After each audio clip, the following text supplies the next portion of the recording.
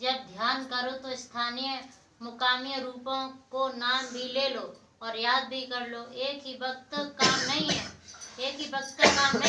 दिन में 4 बार, 5 बार, 8 बार या 10 बार तो आधा मिनट भी नहीं लगता है। नाम लिया, रूप को याद किया, फिर रूप को याद किया। तो इस तरह से निरंतर पांचों को याद जब करते रहोगे तो चित्त उधर अपनी आदत बना लेगा, तो फिर चिंतन करने लगेगा। जब चित्त चिंतन करता है तो उस तरफ को दौड़ता है, तब ध्यान भजन बनता है। और आप 24 घंटे में एक ही बार याद करो तो वह रूप याद नहीं होता। नाम तो ले लो लेकिन रूप नहीं बनेगा और याद नहीं होगा। इस तरह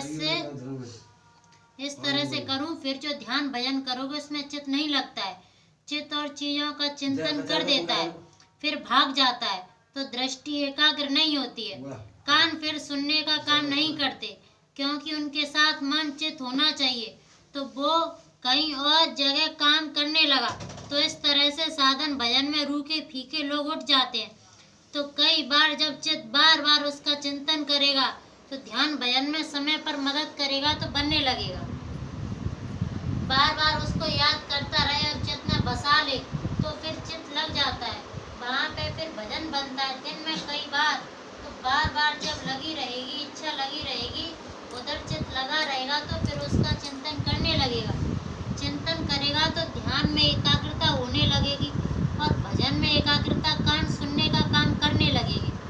चित्त और चीजों का चिंतन करें, तब उसका इतना ही काम है। जिस चीजों का चिंतन वो चिंतन होने लगे तो उसमें मदद होने लगेगी। जब गुरु ने बैठाया, नाम दिया तो बड़ा उतावला हुआ, अभी दिखा दीजिए, बस मुझे तुरंत पार कर दीजिए, यानी बड़ी जल्दी करता है। दुनिया का काम 10 वर्ष, 20 वर्ष और 50 वर्ष में करता है, और यहाँ ना भोगों को छोड़ा, ना इंद्रियों को, मन को हटाया, ना गुरु का हुक्म माना, बस उतावला हो गया। यह ठीक नहीं है। उतावलेपन से तुम्हें काम नहीं लेना चाहिए, बल्कि गुरु की मौज में विश्वास प्रतीत रखो और मौज की प्रतीक्षा करते हुए सेवा करते रहो। साधक को अगर जबरदस्ती खींचा जाए तो पागल हो जाएगा, बुद्धि चूक हो जाए तो भाग जाएगा। इसलिए दीन बन जाओ। जब नामदान दे दिया तो जिम्मेदारी अब मेरी हो गई, तुम्हें चिंता क्यों, अब तो यह काम मेरा हो गया, मैं इसको करूँगा।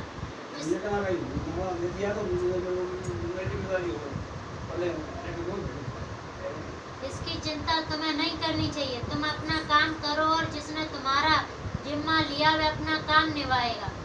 उसकी चिंता उसे ही है। उसकी जब दया हो जाएगी तो क्षण मात्र में तुम्हें कहां से कहां पहुंचा देगा। एक लगन से सिमरन ध्यान भजन करते रहो, छूटने ना पाए। अगर बराबर नियम पूर्वक करते रहे तो मरते वक्त सामने खड़ा मिलूंगा। अपने अंदर की चीज छुपा के रखो। मालिक छुपा के रखा जाता है। अपनी चीज किसी को बताओ नहीं, और मतलब ये भी ना जान सके कि इनके पास कुछ है, और जान लिया तो पता लग गया कि इसके पास कुछ है तो उसको ले लेगा। आपकी जबरदस्ती सेवा करके छीन लेगा। क्रोध से नहीं, सेवा से छीनेगा। सेवा करेगा उसकी, और मतलब सेवा से ले लेगा। परा विद्या सीधे लोग पाते हैं, चालाक आदमी का उसके दरबार में दखल नहीं। जितनी बार तुम आओ उतनी बार दर्शन करो, दर्शन दो, तो इस दर्शन के लेन देन में तुम्हारे कर्मों का जखीरा हम ले लेंगे और तुम्हें गुरु की दया का भंडार दे देंगे। आप दीनता ग्रहण करो, फिर ना हम आपको भूलेंगे ना आप हमको भूलेंगे। मृत्यु आकर तुम्हें जगाए उसके पहले जाग जाओ। चुपचाप बिल्कुल अनजाने रहो, तब काम बनता है, ऐसे नहीं बनेगा। यह तो महान दया जब उनकी होती है तो आकर वे खुद ही मिलते हैं। एक एक वचन को पी लो, कोई वचन छूटने ना पाए। यही वचन समय समय पर तुम्हारे काम आएगा। सत्संग के अनुसार तुम्हारी रहनी गहनी नहीं है तो तुम सत्संगी किस बात के हो। खान पान पर सभी सत्संगी विशेष ध्यान दें। जो शाकाहारी नहीं है उनके संपर्क से यथासंभव बचते रहें। खाने पीने में परहेज करें। इसका ध्यान नहीं दोगे तो भजन नहीं बनेगा। अगर तुम्हारी तड़प सच्ची होगी तो वो महापुरुष जो अंतर्यामी होते हैं वो अपने पास बुलाने का रास्ता बना ही देते हैं। ज़्यादा मिलना जुलना कम करो, मिलो जुलो उतना ही जितना जरूरी हो। आप एक दूसरे से रगड़ करोगे तो एक दूसरे की गंदगी जमा होगी और उससे विकार पैदा हो जाएगा।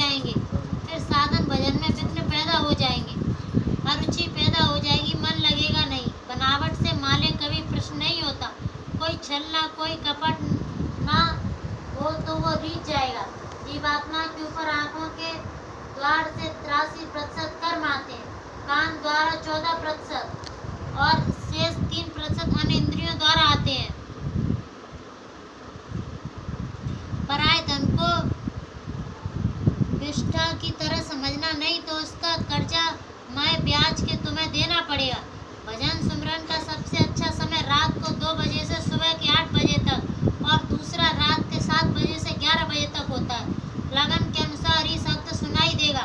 कम लगन में कम, ज्यादा में ज्यादा शब्द सुनाई देता है। जब शरीर से साधन नहीं करते हो तो चित्त से करो और चित्त से नहीं तो मन से करो। कोई भी समय खाली नहीं जाने देना चाहिए। साधन का नाम ही है कि 24 घंटे तार लगा रहे। अपनी नीयत साफ रखो। नीयत खराब हो गई तो परमार्थ के रास्ते से भटक जाओगे, संगत से दूर हो जाओगे। महात्मा भेष की आलोचना मत करो। जो गुरु को सदैव सर पर रखता है उसका कोई बाल बाका नहीं कर सकता। जो चुप रहकर दूसरों की बातों को बर्दाश्त करते हुए महान शक्तिशाली होते हैं। डायरी सबको रखनी चाहिए।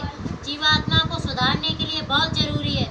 साधकों के लिए जिस खाने में मिर्च और खटियाई पड़ जाए वो जहर हो गया। महात्मा जिसे दुनिया में धक्का दे दे उसे कोई होश नहीं दिला सकता। महात्माओं का दिया हुआ नाम का बीज कभी ना कभी फलता फूलता है। इस जन्म में ना सही अगले जन्म में या उसके बाद ये जरूर है कि मनो शरीर मिलता रहता है।